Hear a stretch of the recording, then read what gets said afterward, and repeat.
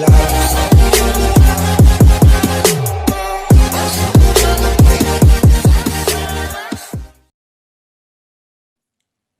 Morning students, how are you? Welcome to your Hindi lecture. आज हम पाठ 5 पढ़ेंगे, बुद्धिमान सौरभ। यह कहानी एक बूढ़े व्यापारी की है जिसमें वह अपने बेटे के साथ रहता है। व्यापारी को इस बात की चिंता है कि उसके जाने के बाद उसके बेटे का क्या होगा। वह अपने बेटे को 10 सोने के सिक्के देता है और उसे कुछ काम धंधा करने के लिए भेज देता है। बेटा 10 सोने के सिक्के लेकर वहां से निकल जाता है और एक बगीचे में जाता है जहां कुछ लोग शतरंज का खेल खेल रहे होते हैं। वह 10 सोने के सिक्के देकर वहां पर शतरंज का खेल खेलना शुरू कर देता है और उसमें माहिर हो जाता है और इतना माहिर हो जाता है कि वह अपने गुरु को भी हरा देता है और फिर खाली हाथ अपने घर लौट आता है। उसके पिताजी उसे समझाते हैं कि बेटा तुम्हें कुछ काम धंधा करना होगा क्योंकि अब मैं बूढ़ा हो चला हूँ। वह 10 सोने के सिक्के फिर से देता है और उसे भेज देता है। लड़का 10 सोने के सिक्के लेकर उसी बगीचे में जाता है। इस बार वहाँ कुछ बच्चे गाना बजाना सीख रहे होते हैं। लड़का अपने पिताजी की सीख को भूलकर गाना बजाना सीखना शुरू कर देता है और उसमें भी माहिर हो जाता है और फिर से खाली हाथ अपने पिताजी के पास लौट आता है। उसके पिताजी उस पर बहुत ज़्यादा गुस्सा करते हैं और जो बचे हुए 10 सोने के सिक्के थे वह भी उसे देकर कहते हैं कि बेटा अब की बार अगर तुमने कोई भूल की तो हमें भूखा मरना पड़ेगा, तो इस बार तुम काम धंधा जरूर करना। लड़का वह 10 सोने के सिक्के लेकर चल पड़ता है और उसी बगीचे में पहुंच जाता है। इस बार वहां पर कुछ बच्चे पढ़ना लिखना सीख रहे होते हैं। लड़का वहां पर पढ़ना लिखना सीखता है और वह बुद्धिमान तो था ही, उसे ज़्यादा टाइम नहीं लगता, वह बहुत जल्दी ही सब कुछ सीख जाता है। परंतु उसे अपने पिताजी की बात याद आती है कि अब की बार खाली हाथ मत लौटना, तो इसलिए वह गांव में न जाकर शहर की तरफ चल पड़ता है और शहर जाते जाते अंधेरा हो जाता है तो वह एक पेड़ के नीचे सो जाता है। रात को उसे किसी की रोने की आवाज़ सुनाई देती है तो उसने चारों तरफ देखा कि एक पेड़ पर परी रो रही थी। अब परियां क्या होती हैं? परियां जो आपने दादी माँ और नानी माँ से कहानियाँ सुनी होंगी परियों की, तो परी रो रही थी वहाँ पर और परी के हाथ में क्या थी? वीणा थी। ठीक है, तो उस सौरभ ने परी से उसके रोने का कारण पूछा तो उसने कहा कि मुझसे यह वीणा बजाई नहीं जाती। तो परी से उसने वह वीणा मांग ली और उसे बजाना शुरू कर दिया। इससे परी खुश हो गई और उसने एक सोने की सिक्कों से भरी हुई थैली उसे इनाम में दी। सौरभ खुश हो गया और वह शहर ने जाकर वापस अपने पिताजी के पास लौटने लगा। रास्ते में उसे एक विज्ञापन मिला जिसमें लिखा हुआ था कि शतरंज की प्रतियोगिता होगी और उसे जीतने वाले को 100 सोने के सिक्के इनाम में दिए जाएंगे। सौरभ ने उस शतरंज की प्रतियोगिता में भाग लिया और वह शतरंज खेलने में माहिर तो था ही, तो वह उस इनाम को जीत गया और उसे 100 सोने के सिक्के भी मिल गए। अब परी से उसे एक सोने के सिक्कों की थैली मिली और इनाम में उसे 100 सोने के सिक्के मिले। उन सभी को लेकर वह अपने गांव में लौट आया और यह देखकर उसके पिताजी खुश हो गए। अब उस धन से उसने गांव में ही एक स्कूल खोला और उससे गांव के बच्चों को, जो गरीब बच्चे थे, उनको पढ़ाना लिखाना और संगीत की शिक्षा देना शुरू कर दिया। तो इस कहानी से हमें क्या शिक्षा मिलती है कि विद्या कभी भी बेकार नहीं जाती। अगर हम कोई भी काम मेहनत और लगन से सीखते हैं तो उसमें हमें सफलता अवश्य मिलती है। ठीक है, तो विद्या एक ऐसी वस्तु है जिसे ना तो कोई चुरा सकता है और ना ही कोई हमसे छीन सकता है। तो इसलिए हमें हर काम मेहनत और ईमानदारी के साथ करना चाहिए। 5 बुद्धिमान सौरभ। कहानीकार इस पाठ के माध्यम से हमें यह शिक्षा देना चाहता है कि जीवन में सब कुछ हासिल करने का एकमात्र साधन सच्ची लगन और कड़ी मेहनत है। साहस और बुद्धिमानी के साथ हम काम करना ही सच्ची विद्या है। और सौरभ की मेहनत, लगन और धैर्य आखिर एक दिन उसे सफलता के शिखर पर ले जाने में सहायक होते हैं। तो बहुत समय पहले की बात है कि एक बूढ़े व्यापारी का एक बेटा था। चित्र में आप देख सकते हो कि एक व्यापारी और उसका बेटा है। वह बहुत ही सीधा था, दुनियादारी तो उसे आती ही नहीं थी। व्यापारी को सदैव यही चिंता सताती रहती थी कि उसके मरने के बाद उसका बेटा अकेला कैसे जिएगा। व्यापारी के पास अब सिर्फ 30 सोने के सिक्के बचे थे। ठीक है, तो उनके परिवार में कौन था? व्यापारी और उसका बेटा। और व्यापारी को किस बात की चिंता थी? क्योंकि व्यापारी जो है बूढ़ा हो चला था, तो उसके जाने के बाद उसके बेटे को कौन संभालेगा, यही चिंता व्यापारी को सताती थी। और व्यापारी के पास कितना धन था? सिर्फ 30 सोने के सिक्के थे। तो एक दिन उसने क्या किया? अपने बेटे सौरभ को बुलाया और कहा, बेटा अब तुम बड़े हो गए हो, पता नहीं मैं और कितने दिन इस दुनिया में रहूँगा। यह सोने के 10 सिक्के ले जाओ और इनसे कोई काम धंधा शुरू करके पैसे कमाओ। अब व्यापारी के पास कितने सिक्के थे? 30 सोने के सिक्के। उसमें से 10 सोने के सिक्के उसने अपने बेटे को दे दिए और क्या कहा कि कोई काम धंधा, कुछ काम शुरू करो।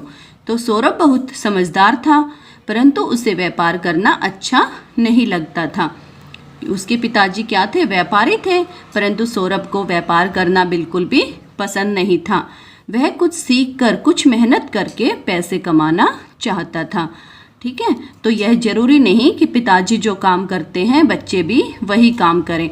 बच्चों के भी अपने कुछ ख्वाब होते हैं, कुछ इच्छाएं होती हैं। कोई बच्चा डॉक्टर बनना चाहता है, कोई टीचर बनना चाहता है, ठीक है, कोई इंजीनियर बनना चाहता है।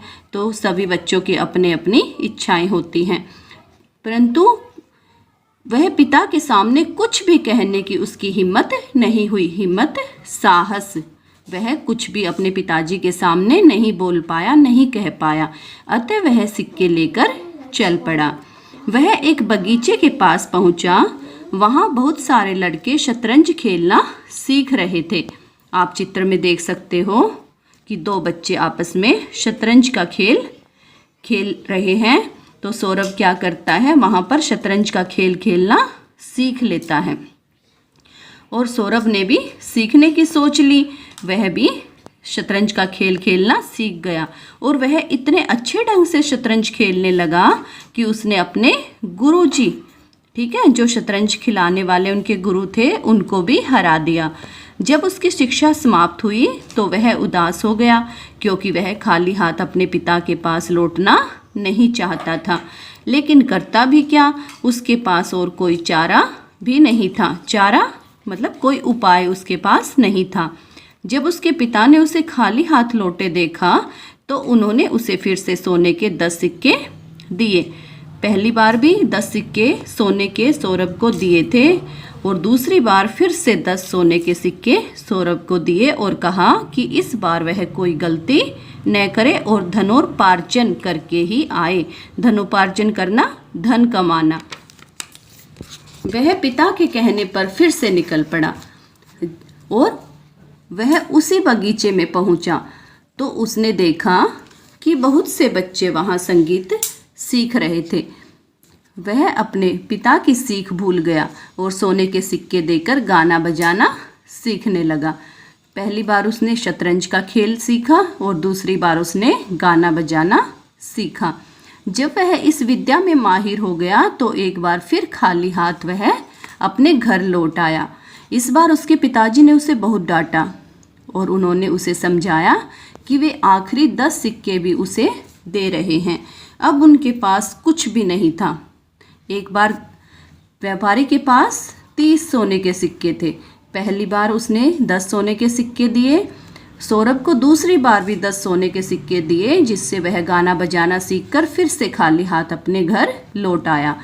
और उसके पिताजी ने उस पर खूब डांट लगाई और कहा कि मेरे पास यही 10 सोने के सिक्के बचे हैं, अगर इस बार भी वह खाली हाथ लौटा तो क्या होगा। उनके भूखे मरने की नौबत आ जाएगी, उन्हें भूखा मरना पड़ेगा।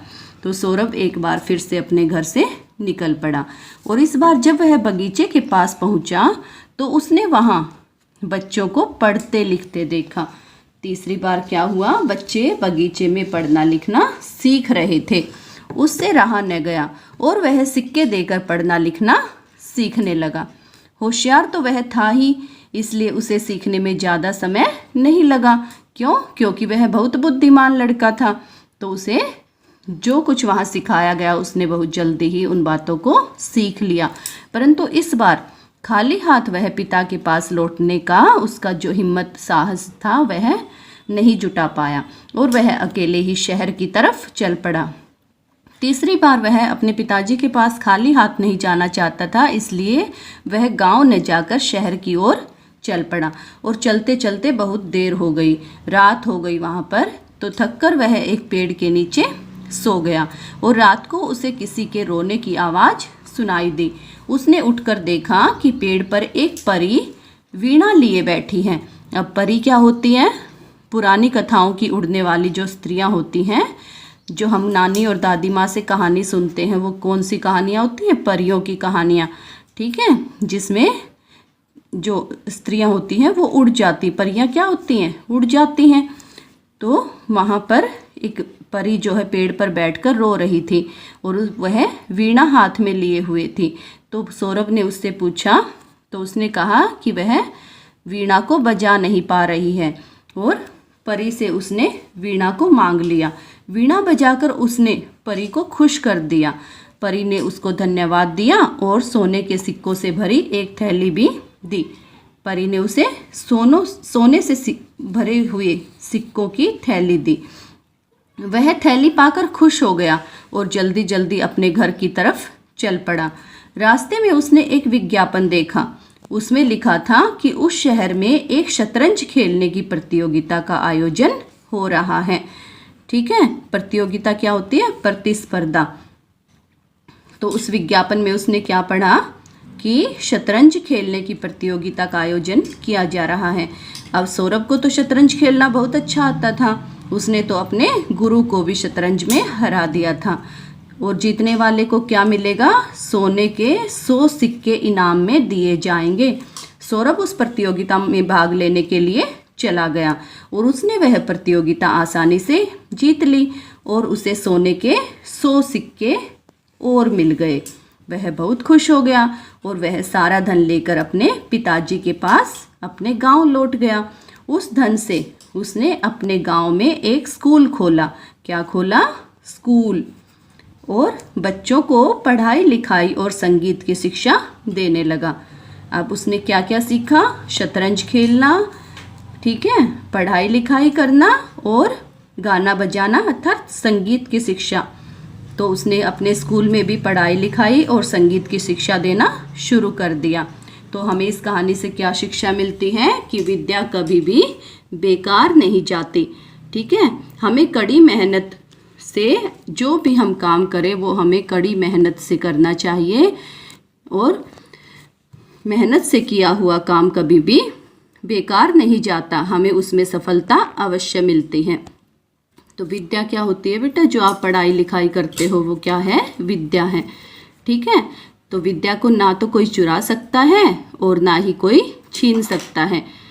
तो हमें इस कहानी से क्या शिक्षा मिलती है कि विद्या कभी भी बेकार नहीं जाती और विद्यार्थियों को जीवन में हर परिस्थिति का सामना करने की सीख देनी चाहिए, सीख मिलनी चाहिए। अब परिस्थितियाँ क्या होती हैं? अपने आप को ढाल लेना। ठीक है, हमें हर परिस्थिति में अपने आप को ढाल लेना चाहिए। जैसे कि कोरोना महामारी के कारण आपको क्या करना पड़ रहा है? घर पर रहकर ही पढ़ना पड़ रहा है और टीचर्स को आपको ऑनलाइन पढ़ाना पड़ रहा है। तो हमने अपने आप को ऐसी परिस्थितियों में भी ढाल लिया कि हम ऑनलाइन आपको पढ़ाएं और आप घर पर रहकर ही पढ़ें। तो जैसे भी परिस्थितियां हमारे सामने आए, हमें उनके अनुसार ही अपने आप को ढाल लेना चाहिए। ठीक है, तो अब हम इस पाठ में आए हुए कठिन शब्दों का अभ्यास करेंगे। 5 में आए हुए कठिन शब्द। सबसे पहले है संदेश। ठीक है, तो ये क्या है?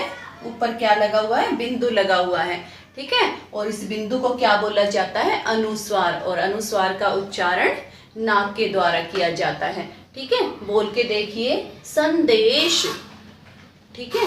नेक्स्ट है दुनिया।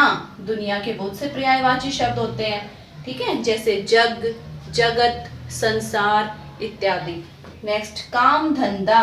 अब काम धंधा, इसके बीच में ये क्या है, योजक चिन्ह। ऐसे ही गाना बजाना, ये जो क्या है, ये मिलते जुलते शब्द हैं, तो इनके बीच में योजक चिन्ह का प्रयोग किया जाता है, ठीक है। नेक्स्ट है सौरभ।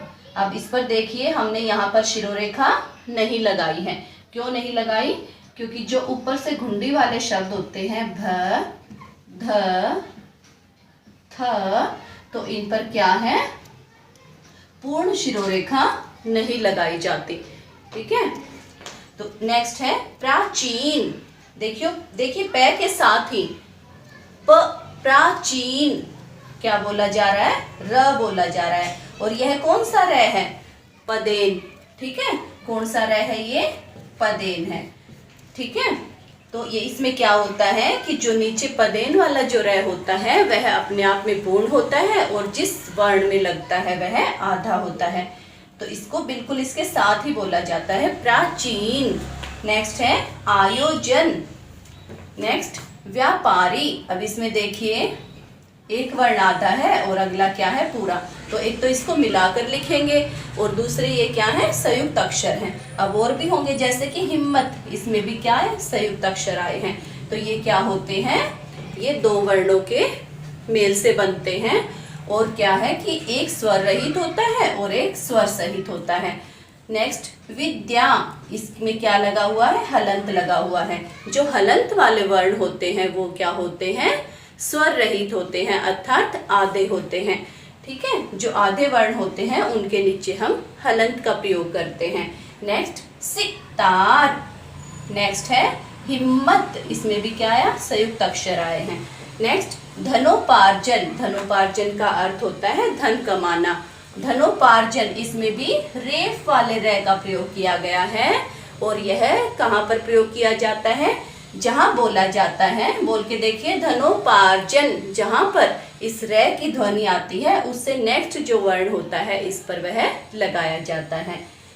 नेक्स्ट शतरंज। शतरंज में भी बिंदु का प्रयोग हुआ है, और बिंदु को अनुस्वार कहा जाता है, और इसका उच्चारण नाक के द्वारा किया जाता है।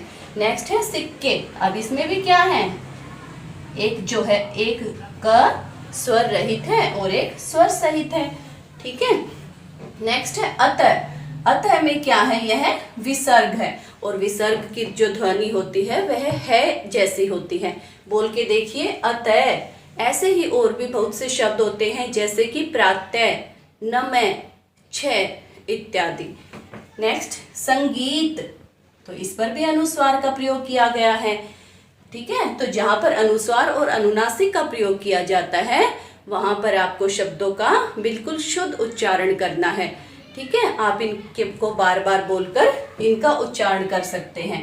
नेक्स्ट है सितार, और लास्ट क्या है हमारा, बांसुरी। यह क्या लगा हुआ है, चंद्र बिंदु, ठीक है, और इसे क्या कहा जाता है, अनुनासिक, और अनुनासिक का उच्चारण नाक और गले दोनों से किया जाता है, ठीक है। तो एक बार फिर से दोहराते हैं, संदेश, दुनिया, काम धंधा, गाना बजाना, सौरभ, प्राचीन, आयोजन, व्यापारी, विद्या, सितार, हिम्मत, धनोपार्जन, शतरंज, सिक्के, अतः, संगीत, सितार, और लास्ट हमारा क्या है, बांसुरी, ठीक है। तो आपको कठिन शब्दों को अपनी उत्तर पुस्तिका में लिखना है और इनका बार बार उच्चारण करना है।